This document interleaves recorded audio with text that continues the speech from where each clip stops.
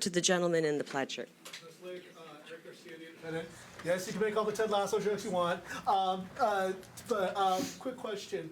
As of right now, you're underperforming President Trump in the polls, who's either leading or tied in Arizona. Mm-hmm. How do you plan on getting some of the Trump voters to also vote for you in the general election? Well, I think it's great for President Trump. It shows that Democrats and independents are flocking to President Trump. They've got a very stark contrast.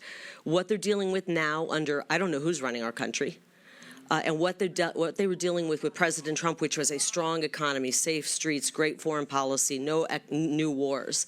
And so people are flocking to him. I feel very comfortable with our polling. It's very close. It looks good. My internal polling actually shows me up. Yeah, it does. It does.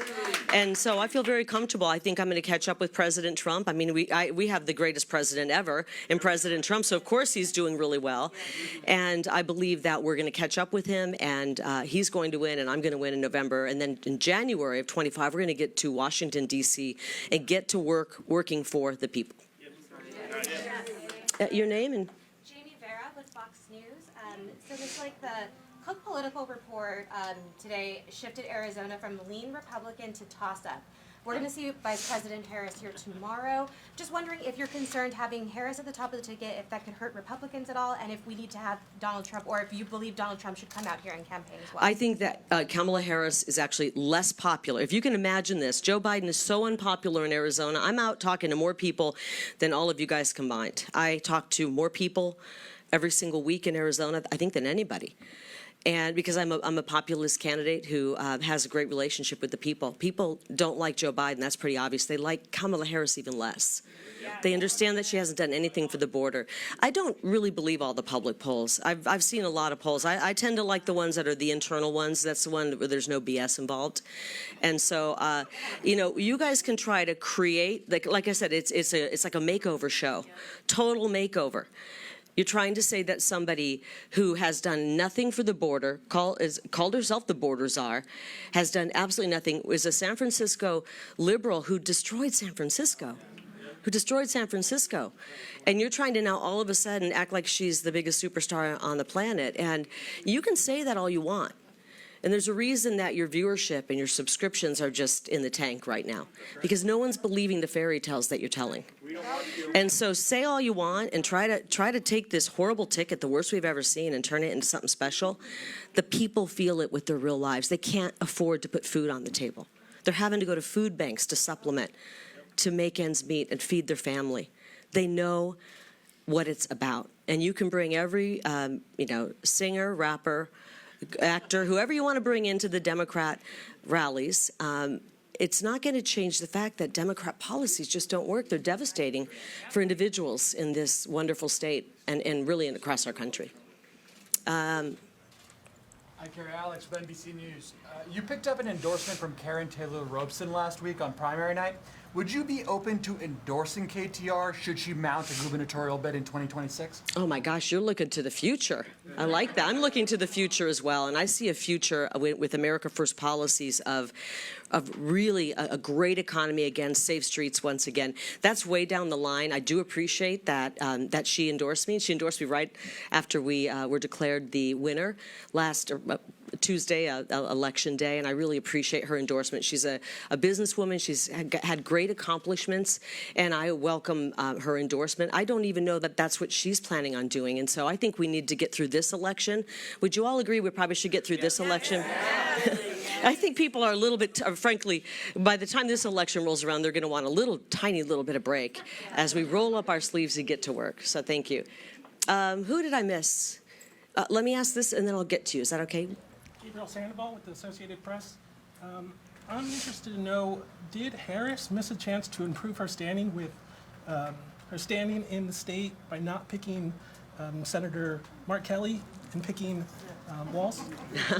Well, I actually didn't realize that Walz was on the list, and when I saw that she picked him, I was thinking, is she trying to tank the ticket for the Democrats? Because I saw what happened, guys, in the summer of 2020 with Minneapolis. I've got family who lives there. They were scared to death. The city was on fire. Businesses were burning. People were suffering. He didn't do anything. And by the way, Kamala Harris was bailing out the criminals who were burning people's businesses and torching cars and attacking people. And Ruben Gallego was actually marching in similar peaceful protests, as the media calls it. He was marching in those protests, protesting the police, and he was doing all that. He calls the police the bad guys. He calls the police the bad guys. So, frankly, I don't care who you plug in. You can put Mary Poppins in there. The policies of the Democrats are destructive. This is why we have record inflation. This is why the cost of living, rent prices in some areas have doubled. That means that you guys, when you pay rent, you're going to either get a much smaller apartment or you're going to have to take on another new roommate. Our mortgage rates are nearing 8%. We can't afford gas. You go to fill up your car and you can't fill it up anymore. You can only put a little bit in because you don't have the money to do it. And we're watching fentanyl kill people. We're watching wars starting overseas. I don't care who you put into that ticket. Like I said, Mary Poppins herself could be there. This is a disastrous ticket because it's a disastrous policies that are hurting the American people. Yes. Cameron, back there. I got a policy question for you. So back in May, the state of Texas announced you're talking about border right now, landowners compensation program. In the Senate, is that something that you would like to see on a federal level essentially for rancher landowners along the border who get money back for property damages? Is that something you would support on the federal? Are you talking about when illegal crossers damage their property, cut their fences, yes. do all of that? It's the crop damage, and then you go there like here for all the garbage that's left over, the damages for that. Right. And so is that something that should happen on a federal level? Well, I'm glad that you're asking about it. Cameron actually does some pretty decent reporting, and he covers this kind of stuff because the ranchers, people living on the border, are suffering. And they're losing livestock. They're afraid for their lives. The good news is, Cameron, starting in January 2025, those ranchers are going to have a huge sigh of relief because we're going to stop this invasion at our border. So in January, that's going to happen right away. And they're not going to have to worry about having all this damage. But we'll look at all of that. I don't want to stand up here and make a policy decision, but we want to make sure we are protecting people along the border. But the way we protect people along the border is we stop the invasion at the border, and we take all of the disastrous policy that Joe Biden ushered in on day one with Ruben Gallego cheering him on, 100% behind it, and we get rid of all that disastrous policy, throw it in the trash. We bring back common sense policy that President Trump had to truly secure our border. So that's going to happen in January. Did we miss, was either one? Yeah. We've seen a number of state Republicans gather behind both Harris and Ruben Gallego for support. I was just curious to get your reaction to that, and I wanted to ask, is there any concern to you that the GOP is fracturing in Arizona? I don't think so, actually. I think it's growing. I mean, look at all these people here. Many of them are former Democrats that are going to vote Republican. Thank you. We are the party of we the people.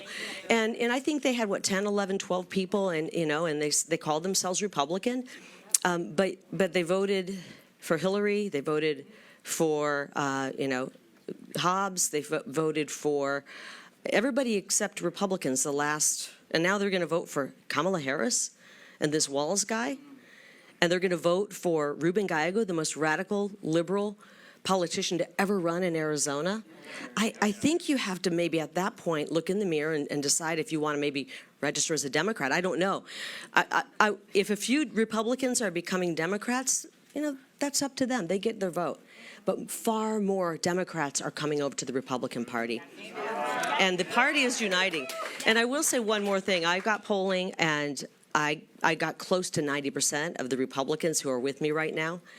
And I think it's like 88 or 89%. President Trump's got 90%. So I'm pretty close to where he is.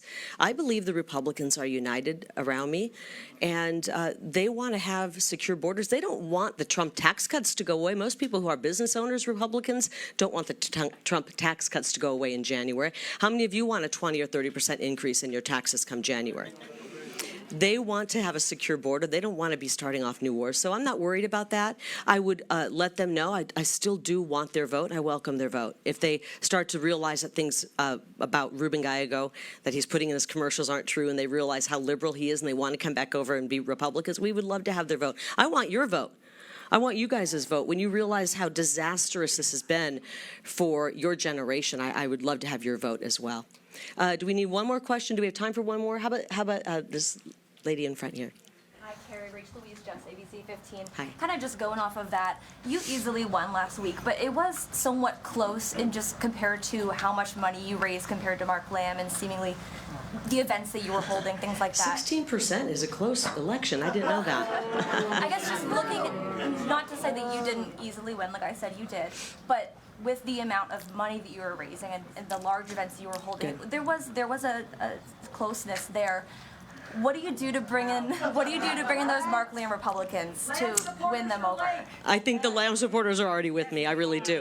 First of all, let me educate you guys. 16% is a landslide victory. Just so you know, 16% is massive.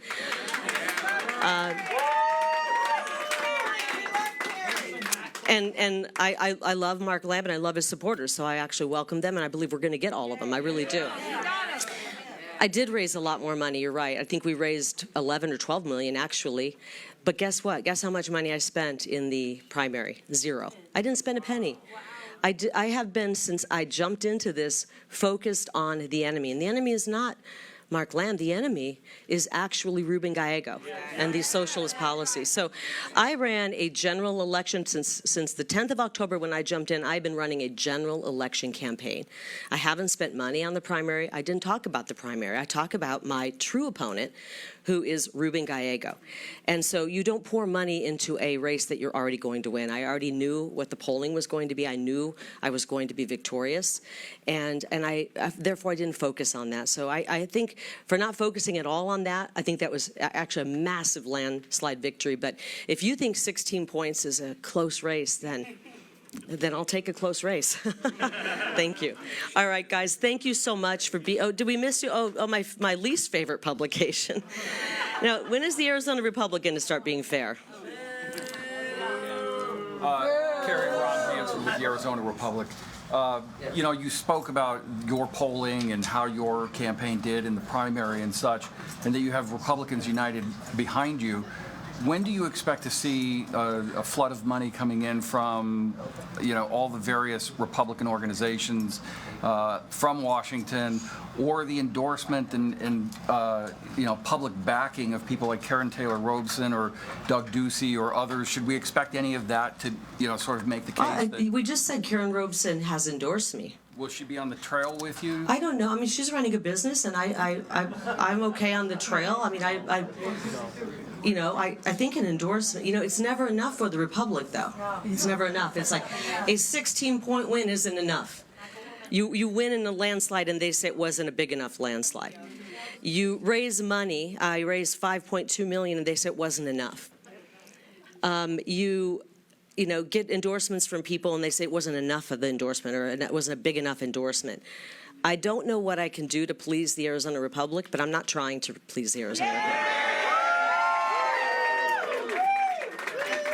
So I'm happy with where we are. We have the NRSC has been incredibly supportive, and they're helping us run ads. We're running, I think we've got a $10 million ad buy right now. I'm comfortable with that. We have Club for Growth supporting us, and so I've got a ton of support. But most importantly, I have the support of the people of this great state, and that is where the power is. The power is with the people. So I appreciate every endorsement I get. We just announced a new list of endorsements today. We've got General Mick McGuire, former Representative John Shadegg, Congresswoman Debbie Lesko, Newt Gingrich, Jerry Moyes, a wonderful businessman, Steve Twist, Amy Van Dyken, 6-time Olympic gold medalist, Jay Feely, retired professional football player and broadcaster, Sal DeCiccio, Karen Robeson. We've got a lot of endorsements and people who are endorsing us. I am not worried that Republicans aren't coming home. I know they are. They know what's at stake. They know the very fabric of this country is torn, and we have to bring it together. I'm working on not just Republicans, but Democrats who are disaffected and sick of struggling and suffering under the Democrat Party, and I'm working on independent. So thank you very much, everybody. Appreciate you guys. Thank you. Thank you. Thank you, guys.